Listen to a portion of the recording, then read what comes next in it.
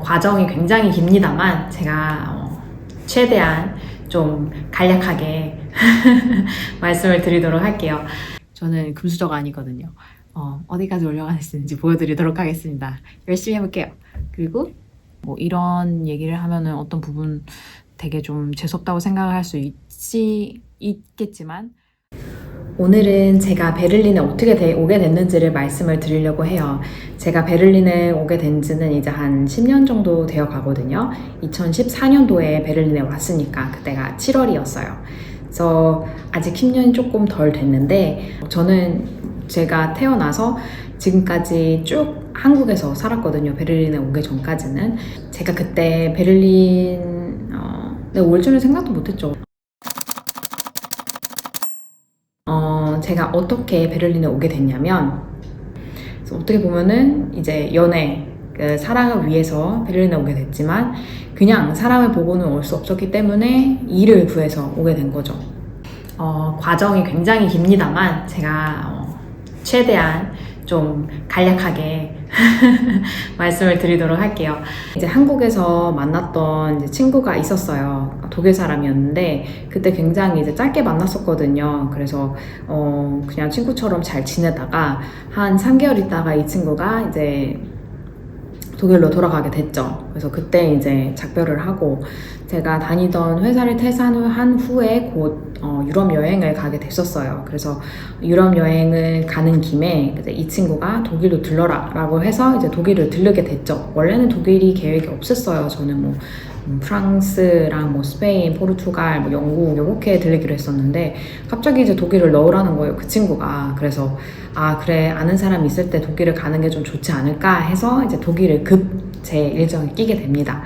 그래서 독일에 가서 이 친구랑 얘기를 하는데 갑자기 이제 뭐 장거리 연애를 하자 이런 식으로 이제 얘기가 나오게 된 거예요. 그래서 그러면은 뭐 해볼까? 뭐 어떻게 될지는 뭐 알 수가 없는 거니까. 그래서 그 장거리 연애를 하게 된 거죠. 이 친구는 독일에 있었고 베를린에, 이제 저는 한국에 있었고 서울에. 그래서 이제 장거리 연애를 시작을 하는데 뭐 장거리 연애봤자 만날 수가 없으니까 뭐 연애를 하는 그런 느낌이 들지가 않는 거예요.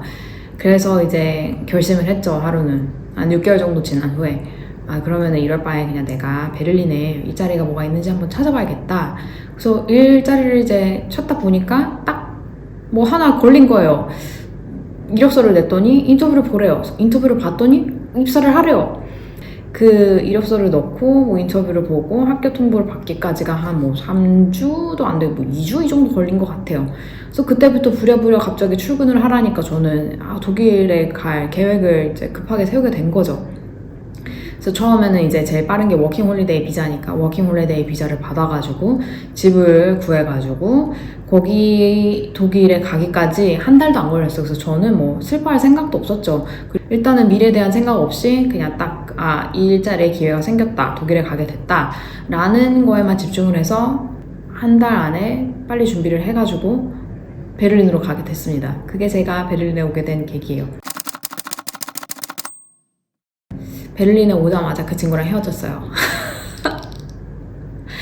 그 친구의 제 인상을 얘기하진 않겠습니다. 지금까지 연락을 하고 있고 뭐 1년에 한두 번씩 뭐 잘 지내다 연락을 하는 정도지만, 그리고 그 친구가 제 유튜브를 구독을 하고 있기 때문에 이 친구에 대해서 말을 하지 않겠어요. 그렇지만 저에게 굉장히 큰 시련을 준 친구죠. 제가 가자마자 안 좋게 헤어졌어요. 저는 잘못하지 않았습니다. 저는 사랑을 위해서 일을 찾아서 간 죄밖에 없어요. 그래서 그때 굉장히 고민을 했죠. 독일에 남아있을 것인가, 한국으로 갈 것인가. 저는 그때만 해도 되게 괜찮은 그 직업을 가지고 있었거든요. 정규직으로. 그때 이제 번역 쪽으로 일을 하고 있었는데 처음으로 갖는 정규직이었고, 그 전에 약간 계약직으로 일을 했었거든요. 처음으로 갖는 정규직이었는데 사람들도 굉장히 좋았어요. 같이 일하는 사람들이. 근데 그 일을 포기하고 왔는데 저에게 이런 똥을 주었다니. 그래서 저는 머리를 굴리기 시작했죠. 한국으로 돌아가면 여기 그만둔 회사에 연락을 해가지고 다시 회사를 다닌다. 아니면은 독일에 남으면 이제 제가 아는 사람이 아무도 없으니까 어떻게 살아가야 할지 구상을 다 해야 되는 거죠.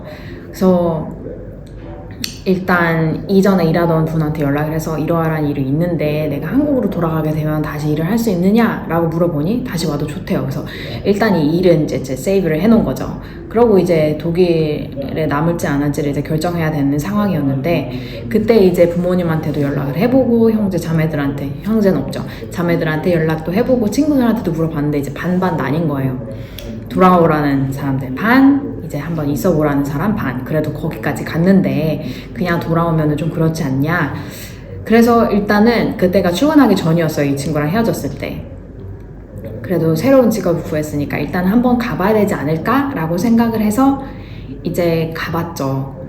근데 사무실이 너무 좋은 거예요. 그 슈프레 강 바로 옆에 이제 사무실이 있었는데 그 사무실에서 그 슈프레 강이 보이고 그리고 제가 지금까지 느껴보지 못한 그런 그 인터내셔널한 느낌. 정말 전 세계 사람들이 거기 다 모여있고 사무실도 굉장히 크고 그 프리한 느낌이 너무 좋은 거예요. 그래서 이제 그때 결심을 했죠. 아, 일단은 내가 해외에서 일을 해볼 수 있는 기회가 내가 살면서 얼마나 있겠냐.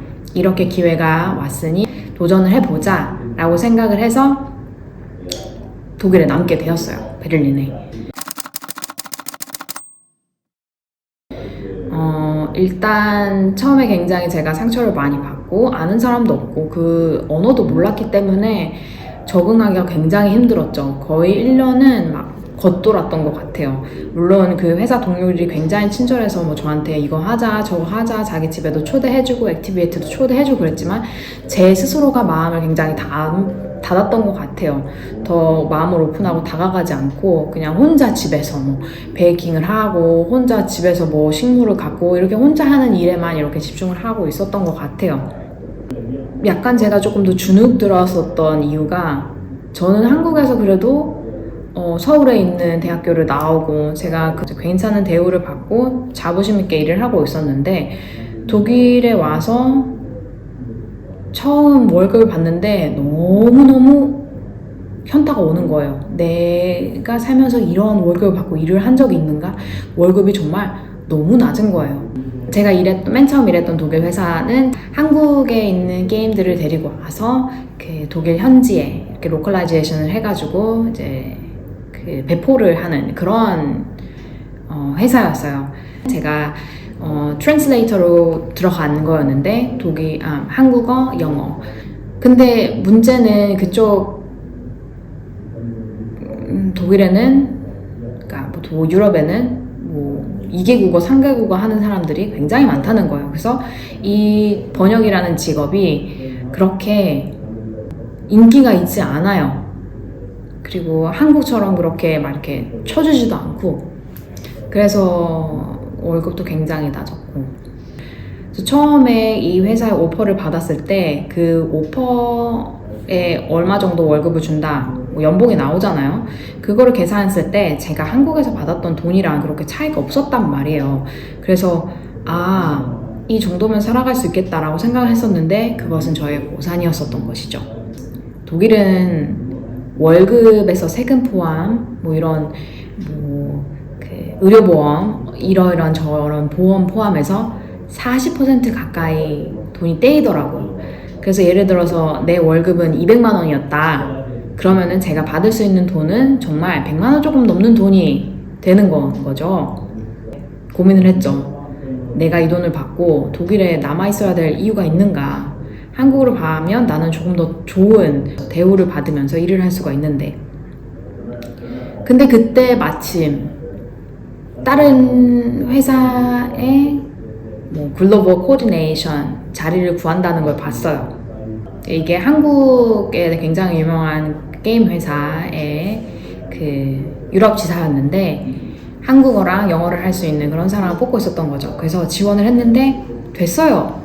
그래서 이 회사와는 굿바이를 하고 그 한국 회사 지사로 옮기게 된 거죠. 그래서 거기서 일을 하다 보니까 어느 정도 이제 대우도 나아지고 뭐 사람들과 친하게 되고 그리고 그때부터 이제 점점 자립심이 강해져서 제 인생을 즐기게 됐어요. 그래서 뭐 미덕 같은 데로 나가서 친구도 사귀고 그때부터 요가도 좀 더 많이 하게 되고 뭐 여행도 다니게 되고 어느 정도 경제적으로 여유가 생기니까 즐길 수 있는 것들이 좀 더 많더라고요. 그래서 거기를 다니다가 약간 일이 너무 빡센 거예요. 가끔 이제 새벽에 뭐 4시, 뭐 5시까지도 일을 해야 되고, 약간 한국 회사다 보니까 지사에서 일을 해도 그런 한국적인 그 느낌, 빡세게 일하는 그 개인의 시간이 보장되어 있지 않고 약간 그런 느낌이 조금 있는 거예요. 그래서 다른 회사를 또 구했죠. 그래서 옮겼는데 이제 이 회사를 옮기면서 굉장히 연봉을 좀 많이 올려서 갔죠. 그랬더니 이제 좀 삶의 질이 나아지면서 점점 즐길 수 있던 것들이 되게 많아졌던 거예요. 그래서 거기서 일하다가 이제 또 다른 회사를 옮기고 또 다른 회사를 옮기고 지금 마지막 회사를 다니고 있는데, 이렇게 회사를 옮기게 되면서 일을 하게 되니까 아, 내가 좀 여기서 할 수 있는 것들이 많다. 그래서 일단은 내가 여기서 일을 할 수 있는 데까지 해봐야겠다 하고 버티게 되다가 여기까지 오게 된 것입니다. 지금 뭐 국제 연애가 되게 흔하잖아요. 그래서 분명히 고민을 하시는 분들이 계실 거예요. 아, 이 친구를 위해서 내가 내 그 조국을 떠나 타지에서 살아야 되나 말아야 되나 이런 고민을 하실 텐데, 저는 정말 뭐 남자라든지 여자, 사랑하는 사람을 위해서 뭐 이렇게 떠나야 할까라는 고민을 하신 분들이 계시다면 저는 정말 도시락을 싸들고 말리고 싶어요.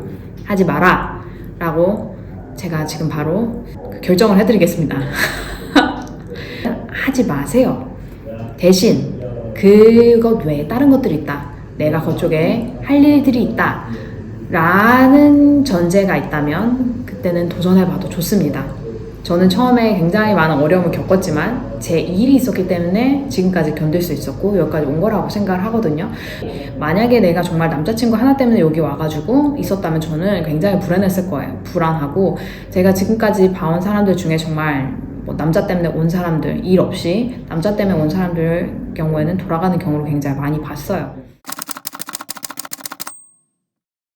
예전에는 이제 뭐 친구들이나 뭐 다른 사람들을 만나면 이런 질문을 되게 많이 받았어요.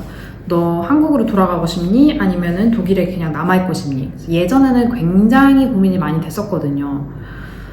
솔직히 가족이랑 뭐 친한 친구들을 생각하면은 한국으로 돌아가고 싶고, 또 지금 제가 가지고 있는 일 같은 걸 생각하면은 뭐 모든 것이 이제 베를린에 있으니까 여기에 남아 있어야 되나 싶고, 그리고 정체성의 혼란도 굉장히 많았었거든요. 한번 한국에 갔다 올 때마다 과연 나의 집은 어디인가 이런 생각이 굉장히 많이 들었었어요. 근데 시간이 지날수록 이런 생각이 들더라고요. 아, 내가 나의 집을 정의를 해야 되는 건가? 내가 가는 데마다 집이 아닌가? 그래서 저는 좀 마음을 편하게 갖기 시작했죠. 나의 집은 한국에도 있고 베를린에도 있다. 그리고 솔직히 여기에서 뭐가 안 되더라도 저는 한국으로 돌아가면 그만이니까 그게 그렇게 든든할 수가 없더라고요. 그래서 그 다음부터는 그냥 생각하지 않기로 했어요. 일단은 제가 독일에 있을 만큼 있어 보는 걸로 결론을 내렸죠. 아직까지 독일에 남아있는 이유는 2가지가 있는 것 같아요. 하나는 업무 환경, 2번째는 분위기, 베를린에서 분위기. 자, 업무 환경에 대해서 설명을 드릴게요. 업무 환경 같은 경우에는 일단 독일에서는 근로자의 환경을 굉장히 중요하게 생각을 하거든요. 그래서 근로자의 권리가 굉장히 강해요. 그래서 솔직히 한국 같은 경우에는 휴가도 되게 적고 휴가도 잘 못 쓰고, 아파도 사무실에 나가서 아프다는 모습을 보여주고, 병가가 따로 없기 때문에 본인의 연차를 써가면서 쉬어야 되잖아요. 독일 같은 경우에는 일단 휴가가 보통 28일에서 30일 정도를 줘요. 적게 주는 회사 같은 경우는 25일이고 많이 주는 회사 같은 경우에는 뭐 35일을 주기도 하지만 평균 28일에서 이제 30일 사이인 것 같아요. 거기에다가 만약에 내가 아프다 그러면 병가를 쓸 수가 있어요. 그래서 회사마다 다르긴 한데 어떤 회사는 뭐 첫째 날부터 둘째 날까지는 그냥 회사다 얘기하고 집에서 쉬어도 돼요. 근데 어떤 회사는 이제 첫째 날은 그냥 회사다 말하고 쉬면 되는데 둘째 날부터는 이제 의사의 소견서를 받아와서 이제 쉬어라 하는 데도 있고요. 그래서 내가 아프다 하면은 의사한테 찾아가서 어디가 아프니 뭐 병가를 내달라 하면은 이렇게 의사의 소견서를 써줍니다. krankschreibung이라고 하는데 거기에 뭐 얼마큼 쉬어야 되는지 그런 게 적혀 있어요. 그래서 솔직히 아프면은 독일에서는 이제 회사에 갔을 때 남한테 피해를 준다고 생각을 하는 것이 첫 번째고, 그리고 나의 건강이 일보다는 우선이 되기 때문에 요 아픈 만큼 집에서 충분히 쉴 수 있도록 보장을 받을 수가 있습니다. 보호를 받는 거죠, 노동자들이. 그래서 병가 같은 경우에는 따로 제한이 없어요. 언리미티드이기 때문에 내가 아플 때 쉴 수 있고, 그리고 거기에다가 휴가를 쓸 수 있고, 그러니까 굉장히 삶의 질이 높아지죠. 그리고 일하는 데도 있어서 내가 그냥 무슨 일을 하는지 거기에 대해서만 중요하지, 뭐 상사가 아직까지 집에 안 가서 나는 사무실에 남아있어야 된다, 한국에서 흔히 일어나는 그런 일들, 그런 건 절대 없는 거죠. 그리고 아직까지는 잘 모르겠지만 예전에는 제가 회사를 다닐 때 그런 문화가 있었어요. 그 회식 문화. 제가 다녔던 회사들 같은 경우에는 그렇게 많지가 않았는데, 뭐 일부 회사들, 제 친구들이 다니는 회사를 보면 회식이 굉장히 많더라고요. 근데 저는 그런 강압적인 걸 굉장히 싫어해요. 그래서 회식이라 하면은 너무 싫은 거죠. 근데 솔직히 이제 베를린, 여기 독일 회사 같은 경우에는 회식이 있긴 해요. 그치만 저녁 먹는 거는 거의 없고 거의 점심을 먹는다든지, 그리고 뭐 회식이 있다고 해도 내가 안 간다고 하면은 그거를 굳이 강요하지 않거든요. 충분히 개인 재량에 맡기기 때문에 그게 너무 좋아요. 여기 같은 경우에는 철저히 개인의 역량에 달려 있습니다. 평가가. 그 업무를 어떻게 하느냐에 따라 내가 프로모션이 되고 안 되고 이런 게 결정될 수가 있는 거죠. 근데 한국 같은 경우에는 줄타기를 굉장히 많이 하죠. 내가 일을 잘하는지 말든지 상관없이 내가 어디에 잘 붙었느냐에 따라서 좀 업무 평가가 잘 돼서 승진을 할 수가 있게 되는 거죠. 그래서 그런 부분이 굉장히 저는 평등하다고 생각을 해서 마음에 들고요. 또 뭐가 있을까? 수평적이고 조직이, 그리고 일하는 시간, 출퇴근 시간도 좀 자유롭고, 그러니까 본인이 어떻게 하느냐에 따라 모든 게 이제 달려있는 것 같아요. 그래서 여기에서 일하는 게 더 나은 것 같아요. 분위기를 생각한다면 여기에서는 모든 게 자유로워요. 베를린 같은 경우에는 특히나 이제 뭐 독일의 도시가 아니다라는 생각이 들 정도로 다른 독일의 도시들과 차이가 나는데, 굉장히 인터내셔널하거든요. 베를린 같은 경우에는 다양한 사람들이 살고 있고 다양한 문화 배경을 가진 사람들이 살고 있고, 그래서 그런지 서로 신경을 안 써요. 내가 뭘 입고 다니던, 내가 무슨 일을 하건 그냥 서로 존중해주는 그런 느낌? 근데 특히나 서울 같은 경우에는 내가 뭘 하느냐, 내가 어떤 직업을 갖고 있는지, 내 직책이 무엇인지, 내가 어느 학교를 나왔는지, 이런 부분을 굉장히 중요하게 생각하잖아요. 그리고 그것들을 잣대로 사람들을 평가하고, 근데 여기서는 그런 게 없습니다. 그리고 내가 무슨 일을 하든지 남한테 피해를 주지 않는다면 굳이 그걸 가지고 평가하지 않습니다. 그래서 오히려 저는 베를린에 오면 마음이 되게 편안해요. 한국에 갈 때마다 되게 뭔가 바쁜 느낌이 있는데 여기 오면 좀 마음에 여유가 생긴다고 해야 되나? 그래서 약간 그런 부분 때문에 오히려 이제 베를린에 남아 있으려고 하는 그런 경향이 지금 있는 것 같아요. 그래서 얼마나 갈지는 모르겠지만 제가 일을 하고 있는 한, 제가 여기서 할 게 있는 한 아마 베를린에 좀 남아있지 않을까 싶습니다. 저는 항상 그렇게 생각해요. 저희 엄마도 유튜브 보고 계시거든요. 그래서 내가 어디 있든, 한국에 있든 여기에 있든 열심히 잘 사는 게 부모님한테 효도를 하는 거다. 제가 잘 사는 모습을 보여드리려고 하고요. 여기로 부모님 오시기에는 굉장히 머니까 제가 최대한 가능한 한 자주 한국에 방문하려고 하고 있습니다. 그래서 거의 1년에 2번 정도는 한국에 가요. 올해는 이제 작년 12월에 가서 2월까지 있다가 왔거든요. 그래서 올해는 아마 10월, 빠르면 10월을 생각을 하고 있습니다. 저 이제 강아지도 있기 때문에 가서 강아지도 보고 부모님도 보고 친구들도 만나고, 네, 얘기가 좀 이제 길어지네요. 네, 그래서 이제 왜 베를린이냐, 왜 독일에 남아있냐 라고 물어보신다면 저는 근무 환경, 고정관념이 없이 내가 나일 수 있다는 그런 점에서 저는 베를린에 남아있는 것을 선택을 했습니다. 그리고 시간이 갈수록 이제 저의 기반이 여기에 이제 잡혀 있잖아요. 친구들도 이제 더 많이 생기고, 일도 여기 있고, 요가도 하고, 그러니까 여기가 조금 더 저는 이제 편한 감이 있어요. 네, 그래서 일단 저는 여기에서 살면서 열심히 일을 하고, 한국인의 위상을 높인다는 그런 생각으로 열심히 한국의 좋은 이미지를 전파를 하고 다니고 있습니다.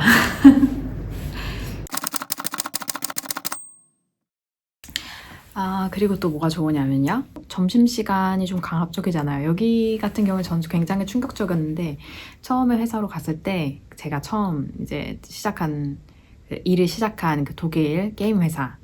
그 회사 같은 경우에는 본인들이 이제 도시락을 많이 싸워가지고 일을 하면서 책상 앞에서 먹더라고요. 그래서 저는 맨 처음에 점심을 어떻게 해야 되나 되게 고민했는데, 사람들이 그냥 각자 알아서 다 해결을 하는 거 보고 정말 충격을 받았습니다. 이러한 점심 문화도 존재를 하는구나.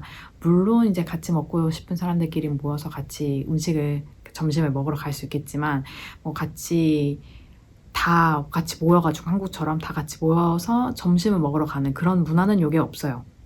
그래서 아마 사람들이 조금 당황할 수 있을 거예요. 여기에서 일을 시작하게 되면 점심시간을 누가 챙겨주지 않아요. 물론 처음에 들어가면 회사마다 각자 문화가 달라서 또 점심 룰렛이라든지 이런 걸 해가지고 같이 먹으러 갈 수 있겠지만, 보통은 본인이 각자 알아서 점심을 해결하는 편입니다. 저 같은 경우에는 일을 빨리 끝내고선 일찍 쉬고 싶을 때는 일하면서 그냥 책상 앞에서 먹고요. 점심도 이렇게 자유롭게.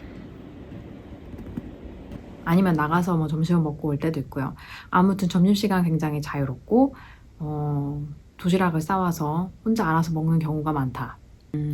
그리고 또 뭐가 있지? 굉장히 인터내셔널해요. 베를린 같은 경우에는 정말 아까도 말씀드렸다시피 정말 전 세계 사람들이 온단 말이에요. 특히나 여기는 지금 모든 스타트업 회사들이 유럽에서 몰려있는 곳이기 때문에 유럽 내 젊은이들이 일을 하려고 많이 몰리고 있습니다.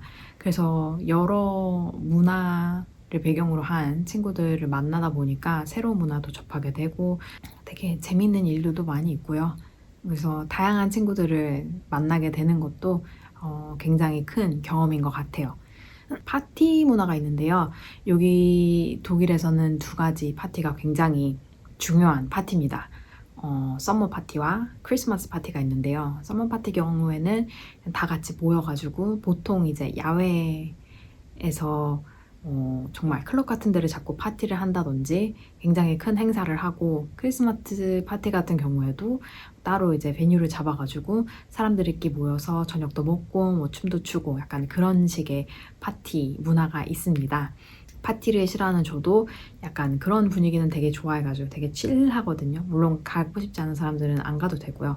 약간 가서 이제 회사 사람들이랑도 어울리고 맛있는 것도 먹고 그러기에 굉장히 좋은 기회죠.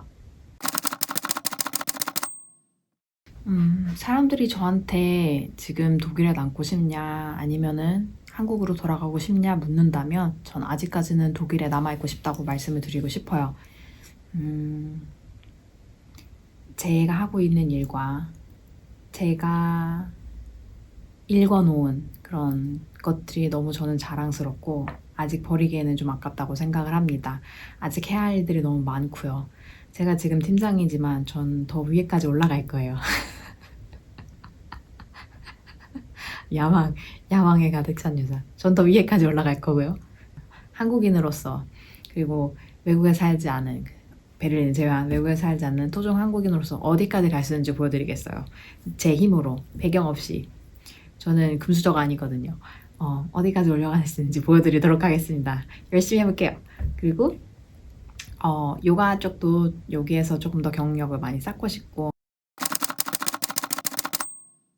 지금의 삶에 만족하냐고 하면 저는 정말 100%, 200% 만족한다고 말씀드리고 싶어요. 정말 아무것도 없이 맨손으로 베를린에 와서 너무나 읽어놓은 것들이 많고, 처음에는 굉장히 절망스러웠죠. 오자마자 사귀던 남자친구랑 헤어지고, 그리고 일도 별로고. 지금 생각해보면 이 친구한테 고맙다고 하고 싶네요. 이 친구로 인해서 제가 독일에 오게 됐고 여기에서 굉장히 많은 성장을 했었던 것 같아요. 이런 시련을 이겨내면서.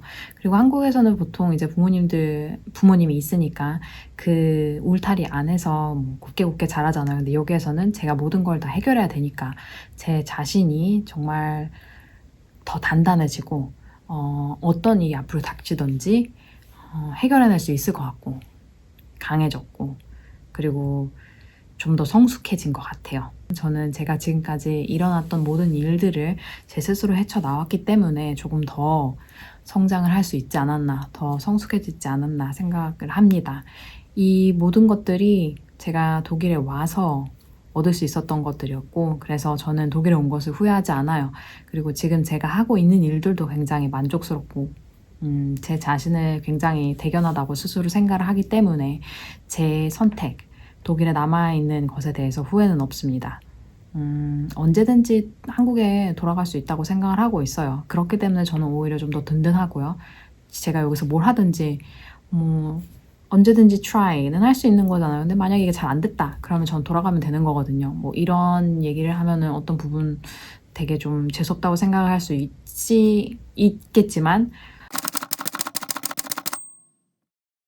제가 좋은 부분만을 말씀을 드리기 때문에 약간 좀 환상을 가지고 계실 수가 있어요. 특히나 독일 하면 선진국 이렇게 이미지가 굳혀 있기 때문에 되게 좋겠다 부러워하시는 분들이 계실 수 있으실 텐데 약간 그런 거는 있어요. 정말 보이지 않는 차별이 있을 수가 있는데 특히나 언어 같은 경우는 독일어를 해야지만 조금 떡 하나로 더 준다는 그런 게 있거든요. 그래서 이런 부분들 독일에 와서 살고 싶으신 분들은 이런 부분들을 잘 생각을 해야 될 것 같아요.